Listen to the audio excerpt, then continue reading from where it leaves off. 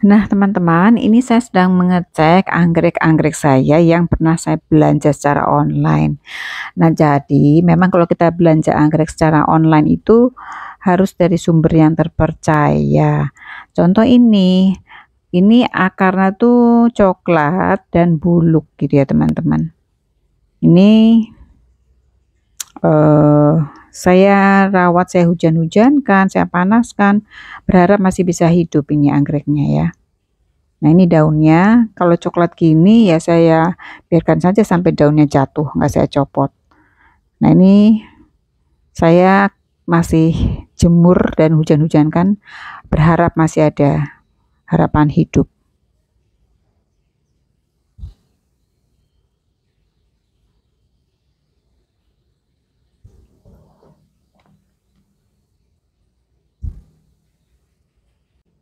Nah, ini juga yang sama anggreknya nih, online belinya. Nah, ini untungnya nih ada akar kecil tumbuh nih dari batang yang tunasnya bagus nih, daunnya bagus, ada salah satu tunas yang bagus. Ini mudah-mudahan menyelamatkan anggrek yang jelek ini nih, karena anggreknya parah nih daun-daunnya. Ya, mudah-mudahan selamat karena ada akar kecil yang tumbuh. Karena ini sebenarnya parah tuh, lihat teman-teman, daunnya warna bercaknya nggak karu-karuan kan. Nah, ini akan saya kembalikan, saya sterilkan lagi, menunggu ada perkembangan akar yang baru. Ini juga nih parahnya nih teman-teman. Ini Cattleya ya. Daunnya kisut, batangnya kisut, akarnya juga buluk. Nah, tapi di sini saya lihat ada akar yang mulai keluar ini. Yang mudah-mudahan ini masih ada mujizat ini untuk anggrek ini ya. Eh, bisa keluar akarnya tambah banyak untuk kembali menyehatkan akar ini ya, anggrek ini ya. Yang belinya online gini ya teman-teman. Nah, itu harus hati-hati ya.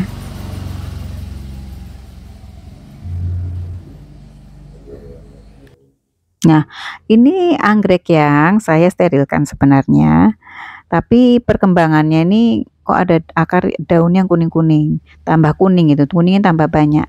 Ini artinya akar di dalam nih nggak beres nih akarnya.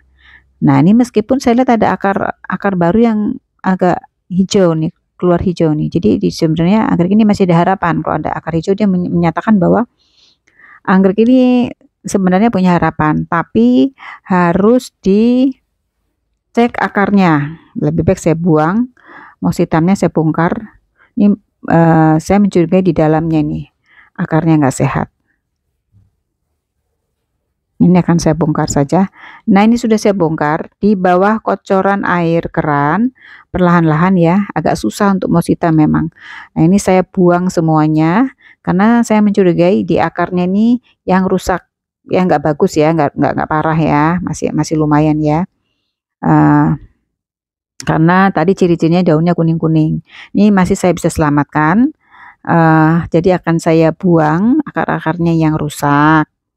Nah, jadi kalau kita melihat ciri-ciri anggrek yang daunnya sudah mulai agak kuning atau ada bercak ataupun lebih baik kita bongkar saja, akarnya dicek, medianya diganti, akarnya digunting-gunting supaya nanti tumbuh akar baru.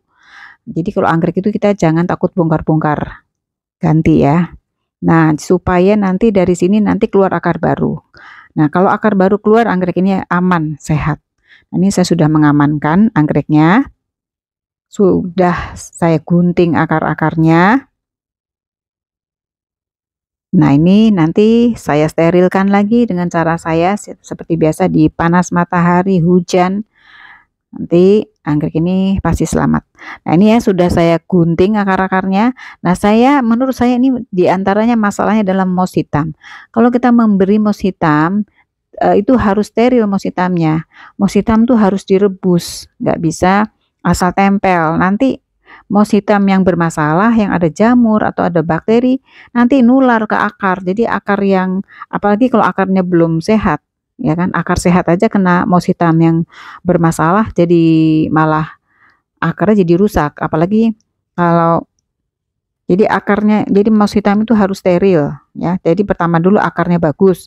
Habis maka akarnya bagus, baru kita beri media. Misalnya media mouse hitam. Mouse hitamnya itu harus disterilkan, direbus supaya nanti akarnya juga nggak terkontaminasi dari jamur, bakteri. Nah, ini saya rasa nih mouse hitamnya. Mouse hitamnya itu menurut saya penting untuk direbus. Karena mouse hitam sebenarnya media yang bagus ya. Jadi harus direbus supaya akar-akarnya juga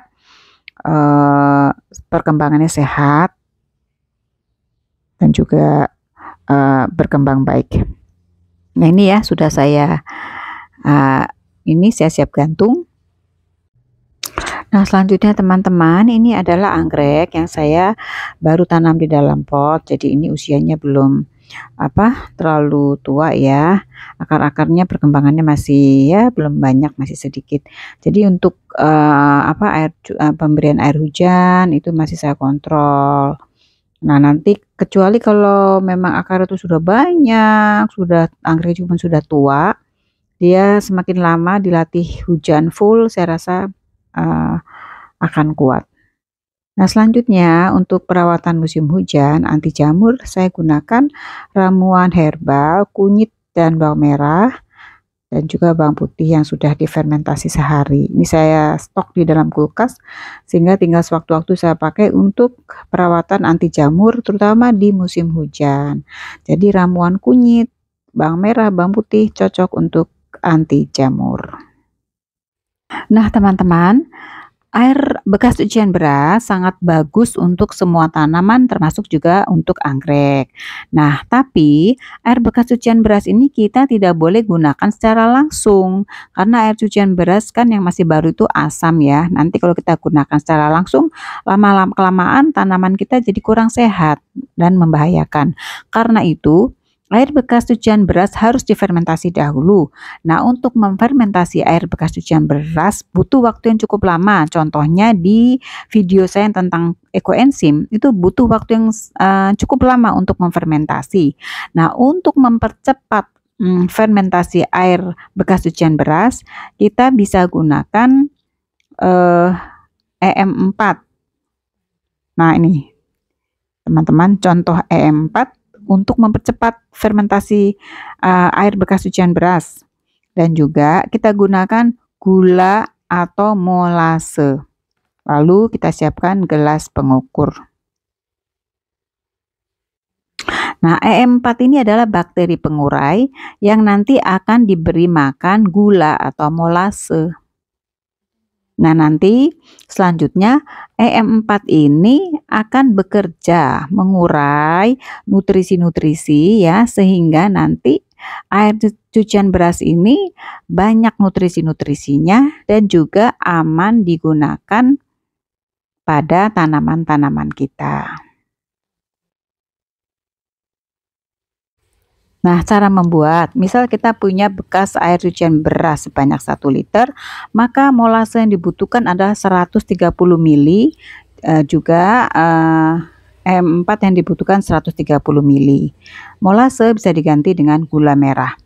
Lalu campur semua bahan menjadi satu ya, diaduk sampai rata menjadi satu, masukkan kembali bisa ke botol bekas air mineral, tutup rapat, fermentasi selama 2 minggu.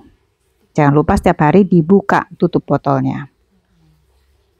Atau satu lagi, kita bisa menggunakan toples yang mulutnya lebar seperti ini ya. Ini supaya kita tidak usah membuka tutupnya setiap hari. Jangan lupa tutup toplesnya diberi lapisan plastik 2 lapis seperti ini. Lalu tutup rapat, difermentasi selama 2 minggu juga. Dengan mulut lebar yang seperti ini, fermentasinya kita tidak usah membuka tutup selama 2 minggu.